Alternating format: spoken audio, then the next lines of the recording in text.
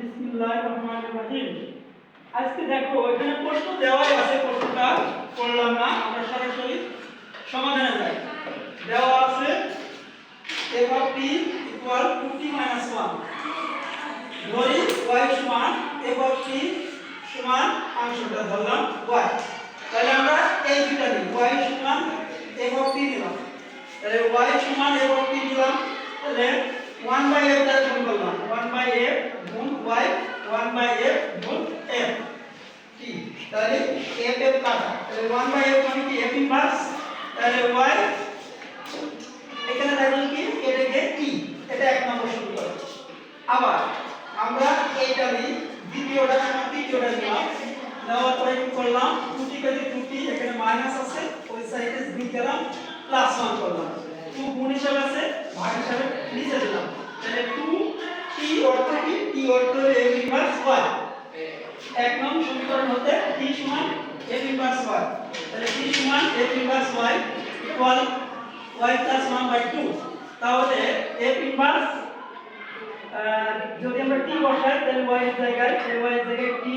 1 থেকে 1 2 থেকে 2, তাহলে f ইনভার্স t এর জায়গায় যদি আমরা 1 বসাই তাহলে কি হয় t এর জায়গায় 1 1 থেকে 1 2 থেকে 2, তাহলে 1 আর 1 2, 2 এর নিচে 2 কাটাকাটি করলে কত হয় 1, এটাই ক নম্বরের आंसर। ক নম্বরে ফাংশনটির ডোমেইন নির্ণয় করে তার সংখ্যা রেখা দেখাও, তাহলে দেওয়া আছে f of x সমান 6 minus 3x/2, আমরা জানি যে দুটোর ভিতরে ফাংশনটি সংজ্ঞায়িত হবে যদি শূন্যের শূন্য হয় অথবা শূন্যের বড় হয়, তাহলে সংজ্ঞায়িত হবে। তাহলে আমরা শূন্যের বড় অথবা শূন্য ধরে নিলাম, তাহলে এই দুটো কাটার জন্য আমরা 2 দিয়ে গুণ করলাম, 2 দিয়ে গুণ করলে এই সাইড 2 নিলাম, এই সাইড 2 নিলাম, 2 2 কাটা 6 minus 3x, অসমতা বসিয়ে দিলাম 2 0 0। এবার দেখেন এই 6 আছে প্লাস, আমরা -6 নিলাম, ওই সাইডে -6 নিলাম, 6 6 কাটা তাহলে -3x, অসমতা -6, তাহলে আমরা -1 দিয়ে গুণ করলাম, তাহলে -1 দিয়ে গুণ করে এটা ভাগ, এটা কাটা, তাহলে 3x অসমতা 6, তাহলে আমরা 3 দিয়ে ভাগ করলাম, ওই দিকে 3 দিয়ে ভাগ করলে তাহলে কি পেলাম x অসমতা 2, তাহলে ডোমেইন কি পেলাম x যেন x greater than equal to 2, greater than equal to 2 হলো, তাহলে এটা আমাদের সংখ্যা রেখে বসাতে বলেছে, তাহলে এই চিহ্নটা হলো সমান, তাহলে সমানের জন্য এখানে সম্পূর্ণ গড়টা বলবে, অর্থাৎ 2 এর চেয়ে বড় হবে, 2 এর চেয়ে বড় হলে ডান দিকে যাবে, এটাই হলো সংখ্যা রেখা, এখানে দেখানো হয়েছে। এই পর্যন্ত এবার আমরা গড় নাম্বারটা দেখি, বলছি এর উপর কি শর্ত আছে, তাহলে প্রদত্ত ধারাটি এই যে এটা আছে দেওয়া আছে, তাহলে ধারাটি নিলাম, ধারাটির প্রথম পদ a সমান 1, সাধারণ পদ দ্বিতীয় পদ ভাগ প্রথম পদ, তাহলে 2 নম্বর পদ ভাগ প্রথম পদ 1, তাহলে 1 দ্বারা ভাগ করা আর না করা একই হবে, আর বলছি 1 দ্বারা ভাগ করা না করা একই কথা, তাহলে এটাই। এখন প্রদত্ত ধারাটির অসীম পদ সমষ্টি থাকে যদি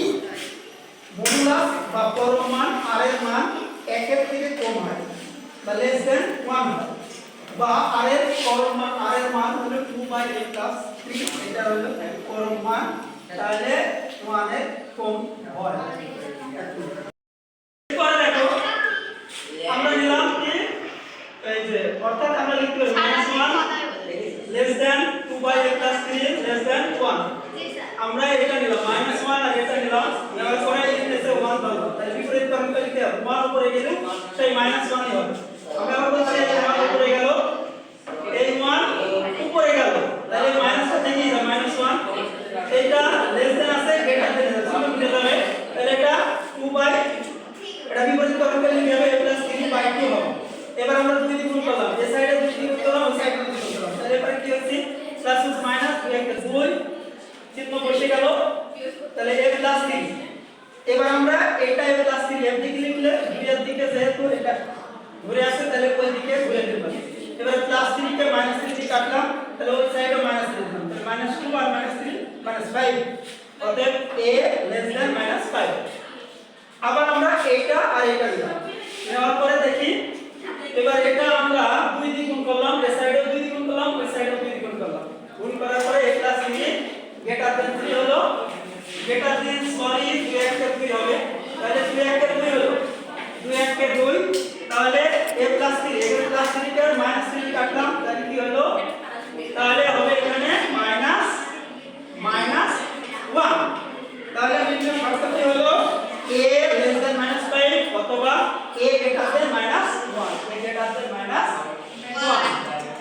ঠিক আছে যাও আমাদের ভিডিও দেখে যদি